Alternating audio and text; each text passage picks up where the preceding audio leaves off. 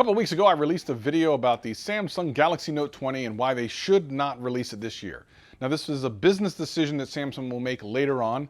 It is my opinion that it's good business to not release it because the S20 series has not sold well, and it's unlikely that the Note series will sell well. In the comments section, I got a lot of people saying, well, what about Apple? What about Apple?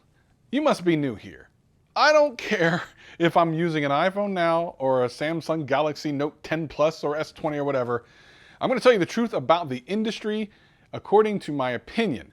I'm not going to sugarcoat one company over another. I've always intended to do this video. I wanted to wait to find out what else was going to happen in this economy, and things have gotten worse. So as things continue to develop, I wanted to wait a little bit more to see if we get a better idea of what's going to happen by the end of this year. And while we still don't exactly know, I still feel very confident. Apple, if you're listening, you probably shouldn't release the Apple 12 Pro, Pro Max, or any of that stuff. Not this year.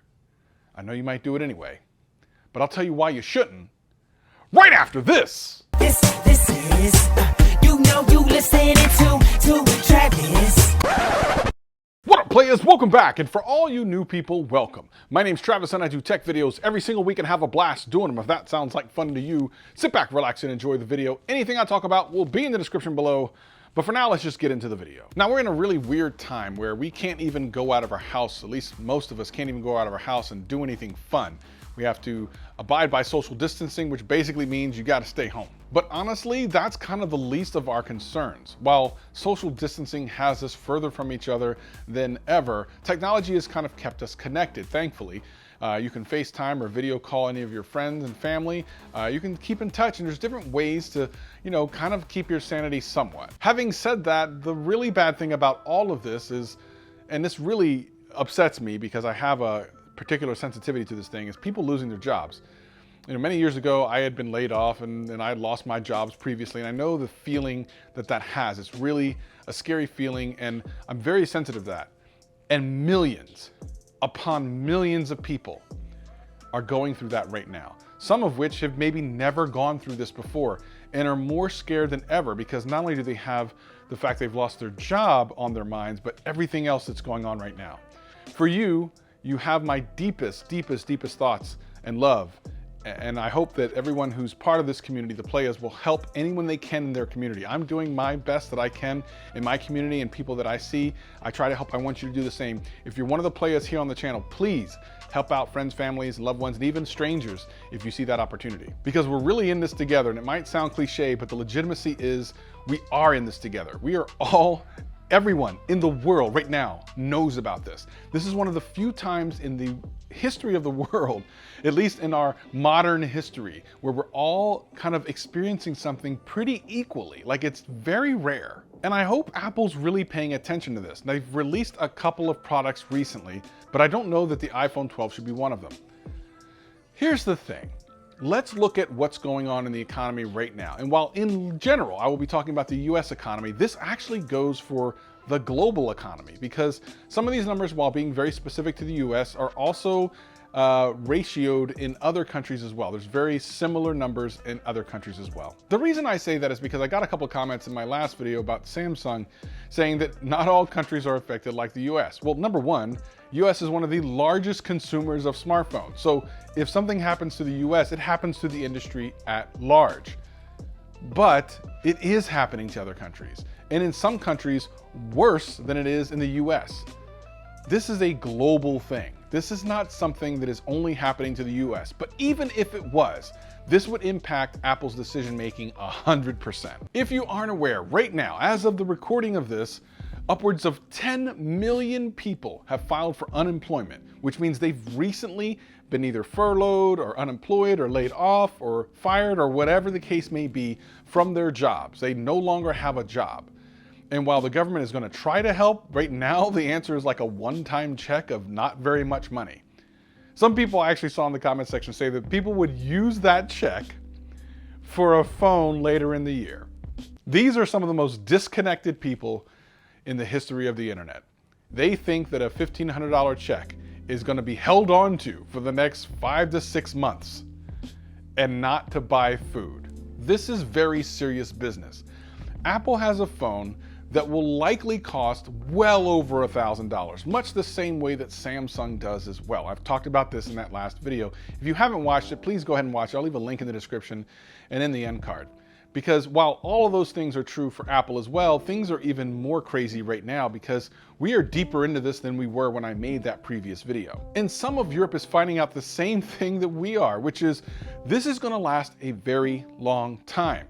Projections of growth back into the economy have slipped every single week as we get deeper and deeper. We're seeing some pretty pessimistic ideas of how the economy will snap back. Now, this is all important to figure out if people will buy the iPhone 12 or 12 Pro. Let's real quickly talk about what this means. In order for someone to actually want to purchase a over $1,000 phone, whether it be on payments or not, I saw someone else say something about, well, what about payments?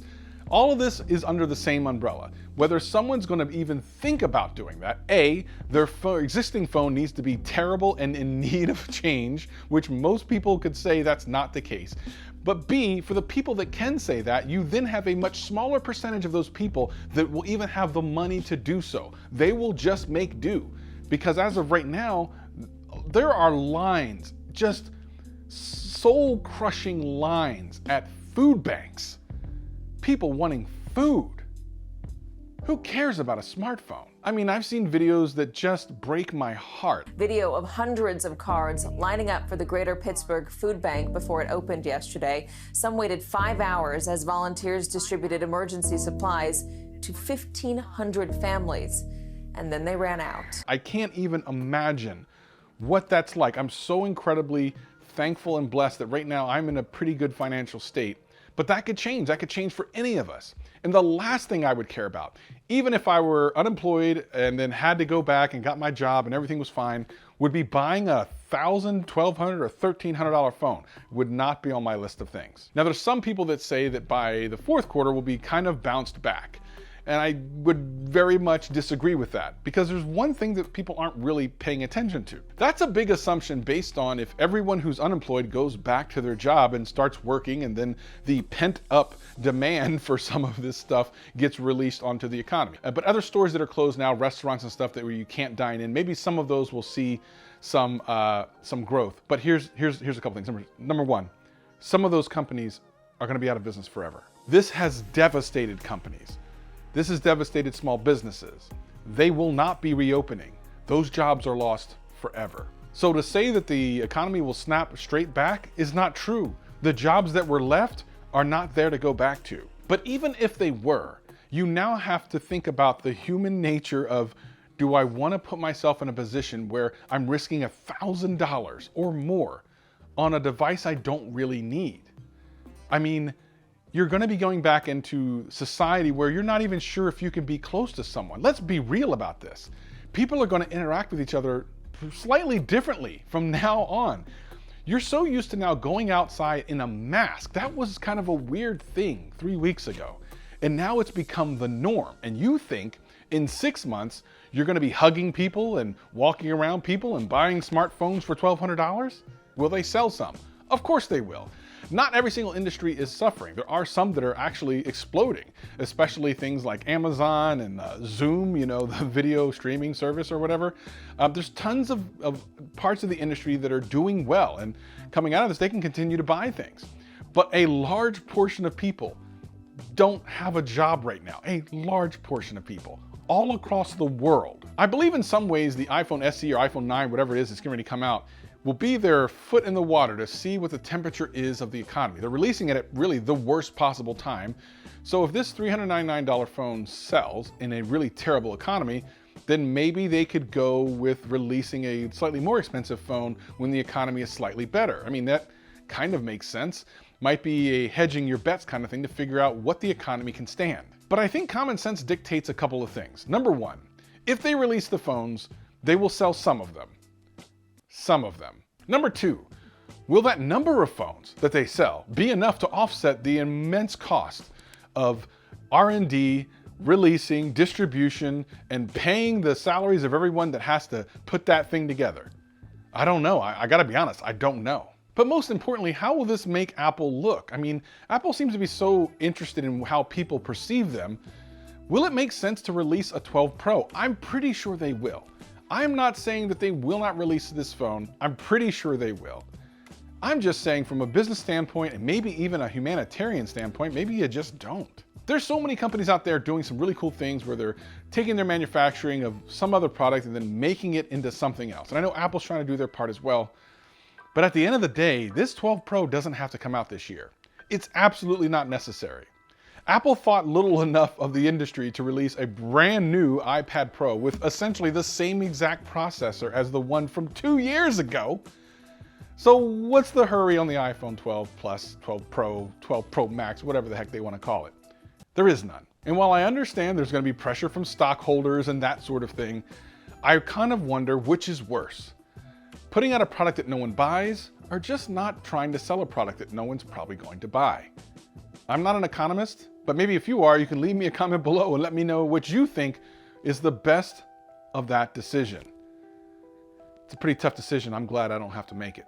I hope you all stay safe, sound, clean, and I know we'll see you again real soon. Peace and love.